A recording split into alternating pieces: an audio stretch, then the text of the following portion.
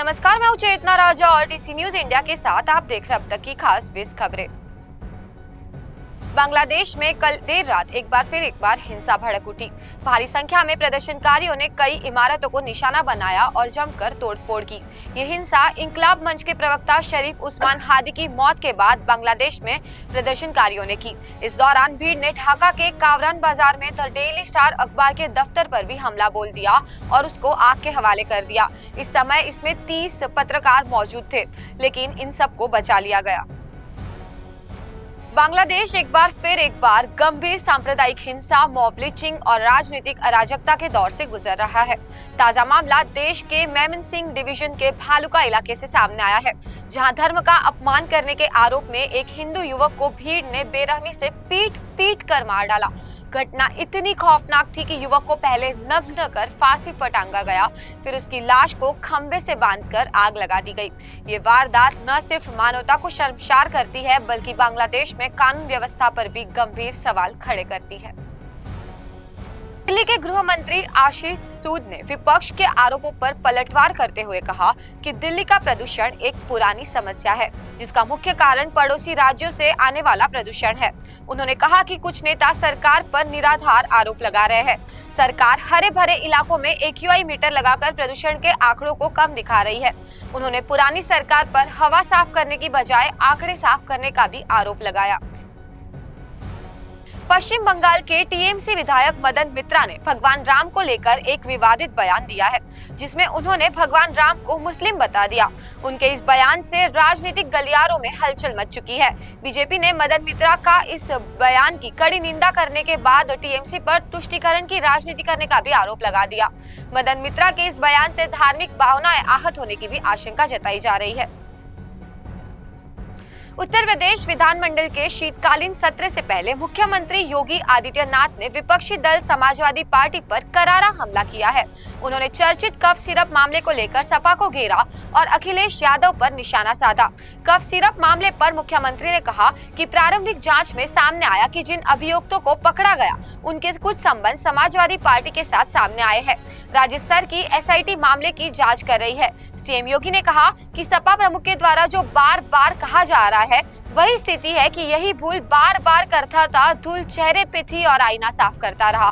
Photo इनकी है। अपराधियों के साथ कहीं न कहीं अवैध लेन देन में संलिप्तता भी सामने आएगी।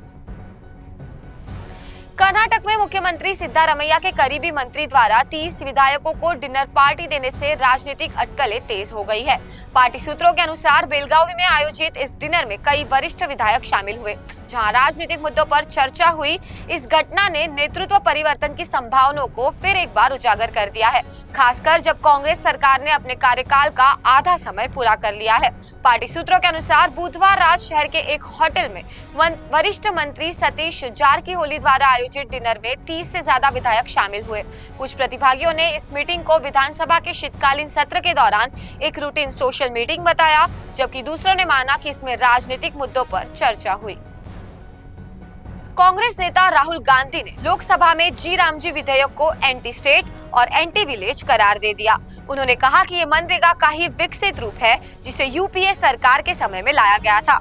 राहुल गांधी ने मोदी सरकार पर मनरेगा योजना को ध्वस्त करने का आरोप लगाया और कहा कि इस योजना को दिल्ली से नियंत्रित किया जाएगा। उन्होंने ये भी कहा कि UPA सरकार के समय में इस योजनाओं से लाखों लोगों को फायदा भी हुआ था। मुंबई के मीरा भाईंदर के BP रोड पर साईं बाबा अस्पताल के पीछे स्थित पारिजात बिल्डिंग में एक तेंदुआ घुसने से अफरा तफरी मच गई। तेंदुए ने 3 लोगों को घायल कर दिया। सभी घायलों को अस्पताल में भर्ती कराया गया है। हालांकि ये तेंदुआ कहां से आया, इसकी जानकारी अभी तक नहीं मिल पाई है, लेकिन बिल्डिंग में तेंदुए के आने से वहां पर हड़कंप मच गया। लोगों ने अपने दरवाजों को बंद कर लिया। वहां पर मौजूद कुछ लोगों ने बहादुरी दिखाई और तेंदुए को एक कमरे में बंद कर दिया। इस घटना का वीडियो भी सोशल मीडिया पर तेजी से वायरल हो रहा है। संसद का शीतकालीन सत्र आज शुक्रवार यानी कि 19 दिसंबर 2025 को समाप्त हुआ। राज्यसभा और लोकसभा दोनों सदनों में इस सत्र के हंगामे के बीच भी बेहतर चर्चा रही।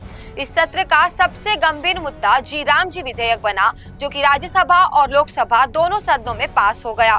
राज्यसभा और लोकसभा दोनों सदनों को अनिश्चित काल के लिए स्थगित कर दिया गया है। अब अगला सत्र 2026 में बजट सेशन के साथ शुरू होगा। शुक्रवार को शीतकालीन सत्र के आखिरी दिन लोकसभा और राज्यसभा की कार्यवाही शुरू होने के कुछ ही मिनट बाद अनिश्चित काल के लिए स्थगित कर दी गई। लोकसभा के स्पीकर ओम बिरला ने सदन में वंदे मातरम बजने के बाद सदन को अनिश्चित काल के लिए स्थगित कर दिया। शीतकालीन सत्र खत्म होने के बाद पीएम मोदी राजनाथ सिंह के साथ प्रियंका गांधी ने चाय पर चर्चा करके खूब ठहाके भी लगाए।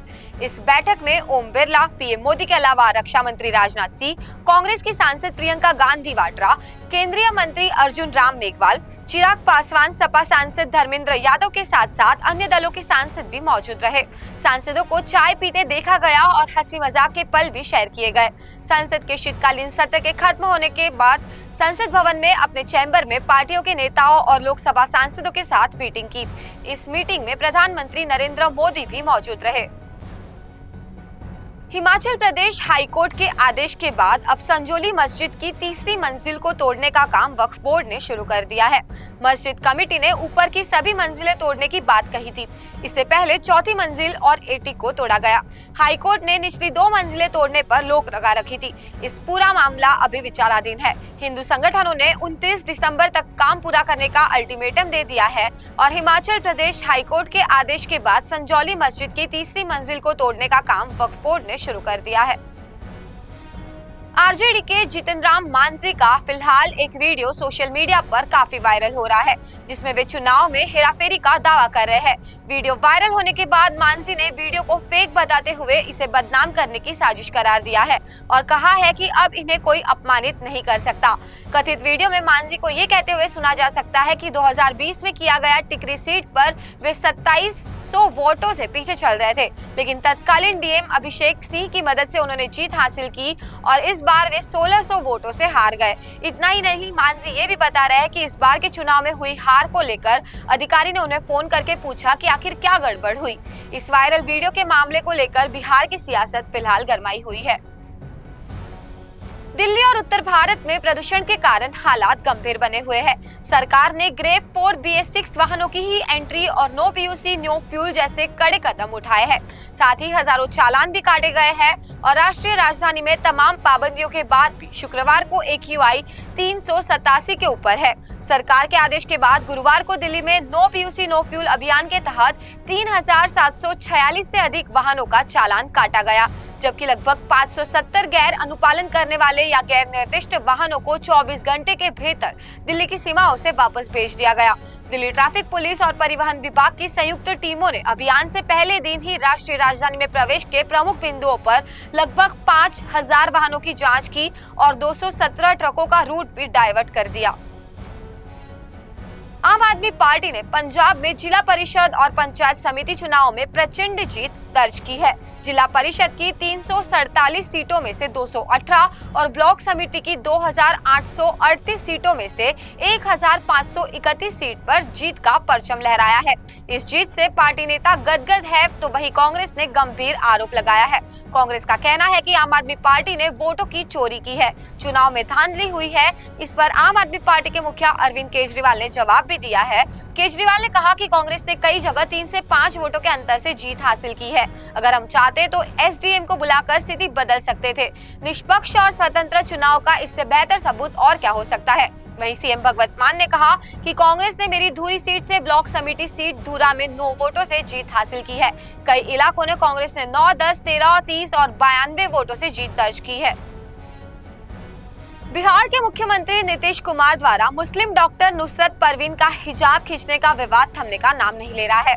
नीतीश कुमार इस हरकत का विरोध न सिर्फ बिहार में बल्कि पूरे देश में किया जा रहा है। यहाँ तक कि महिला और मानवाधिकार के लिए काम करने वाले कई अंतर्राष्ट्रीय संगठनों ने भी इस पर चिंता जाहिर की है। विवाद के तुल पकड़ने के बाद नीतीश कुमार अब फंसते नजर आ रहे हैं। नीतीश कुमार की हरकत की कड़ी निंदा करने के बाद कश्मीर के पूर्व मुख्यमंत्री महबूबा मुफ्ती की बेटी इल्तिजा मुफ्ती नीतीश के खिलाफ एफआईआर दर्ज कराने कोठीबाग थाने पहुंची। इससे पहले नीतीश के खिलाफ रांची और लखनऊ में भी एफआईआर दर्ज कराई जा चुकी है। इसके अलावा बिहार समेत देश के कई हिस्सों में उनके खिलाफ विरोध प्रदर्शन भी हुए हैं। नीतीश कुमार द्वारा मुस्लिम महिला का हिजाब खींचे जाने पर विवाद कम नहीं हो रहा है। जहां पूरे देश में इसका विरोध जारी है, वहीं कुछ बीजेपी नेताओं ने नीतीश का समर्थन भी किया है। जम्मू और कश्मीर के मुख्यमंत्री उमर अब्दुल्ला ने कहा कि पार्टी से इससे बेहतर की उम्मीद नहीं की जा सकती। बीजेपी के कुछ नेता बिहार के मुख्यमंत्री और सहयोगी नीतीश कुमार के मुखर समर्थक रहे हैं। उमर अब्दुल्ला ने मीडिया से बात करते हुए कहा कि अगर किसी मुस्लिम आदमी ने किसी हिंदू महिला का घूंघट उठाया होता तो सोचिए कि कितनी बड़ी मुसीबत खड़ी हो जाती, लेकिन क्योंकि महिला मुस्लिम है इसीलिए बीजेपी ऐसा कर रही है। उन्होंने आगे कहा कि हम उनसे और उम्मीद भी नहीं कर सकते। छत्तीसगढ़ के कांकेर जिले में बड़ेतेवाड़ा गांव में भड़की हिंसा के बाद धारा 144 लगा दी गई है। गांव में अतिरिक्त पुलिस बल की तैनाती की गई है। हिंसा में एएसपी समेत 20 से ज्यादा पुलिसकर्मी अब तक घायल हो चुके हैं। गुरुवार को एक शव के दफन को लेकर दो समुदायों के बीच विवाद इतना बढ़ गया कि हिंसक झड़प में बदल गया। हिंसा में दोनों समुदायों के लोग घायल हुए हैं। कांकेर जिले के आमाबेड़ा थाना क्षेत्र के अंतर्गत बेड़तेवाड़ा गांव में एक शव को दफन करने को लेकर दो समुदायों के बीच चला विवाद गुरुवार को हिंसक झड़प में बदल गया। विवाद के बाद दूसरे समुदाय के लोगों ने एक चर्च में आग लगा दी और तोड़फोड़ की। पत्थरबाजी और मारपीट में कई ग्रामीणों के साथ साथ अतिरिक्त पुलिस अधीक्षक एएसपी के सहित 20 से अधिक पुलिसकर्मी भी घायल हो चुके हैं। भारत के पड़ोसी मुल्क अफगानिस्तान में एक बार फिर से भूकंप के झटके महसूस किए गए। भूकंप के जोरदार झटकों से धरती डोल उठी। डरे सहमे लोग अपने अपने घरों से बाहर निकल आए। नेशनल सेंटर फॉर सिस्मोलॉजी के अनुसार रिक्टर स्केल पर भूकंप की तीव्रता 5.3 दर्ज की गई। भूकंप 10 किलोमीटर की गहराई में आया था। नेशनल सेंटर फॉर सिस्मोलॉजी के अनुसार शुक्रवार को अफगानिस्तान में 5.3 तीव्रता का भूकंप आया। भूकंप का केंद्र जमीन से महज 10 किलोमीटर की कम गहराई पे था, जिससे आफ्टरशॉक्स की संभावनाएं काफी बढ़ गई। हालांकि फिलहाल भूकंप से जानमाल के नुकसान की जानकारी नहीं मिल पाई है। अमेरिका के राष्ट्रपति डोनाल्ड ट्रंप ने ग्रीन कार्ड लॉटरी कार्यक्रम यानी कि डाइवर्सिटी वीजा प्रोग्राम को निलंबित करने का फैसला किया है।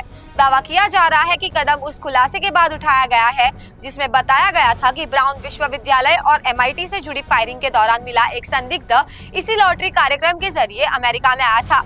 दरअसल homeland security secretary Kristi Noem ने सोशल मीडिया पर इससे संबंधित जानकारी दी है। उन्होंने एक्स पर लिखा कि ट्रंप के निर्देश पर वह United states citizenship and immigration services को इस प्रोग्राम को रोकने का आदेश दे रही है।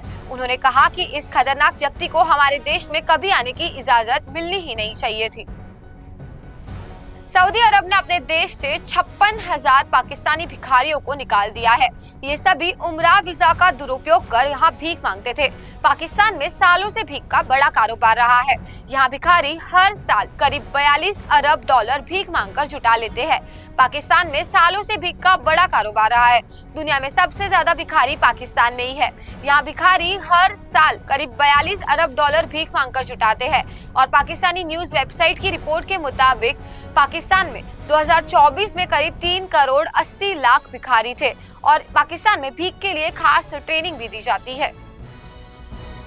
तो ये थी देश और दुनिया की अब तक की खास खबरें। ऐसी खबरों के लिए देखते रहे DC न्यूज इंडिया।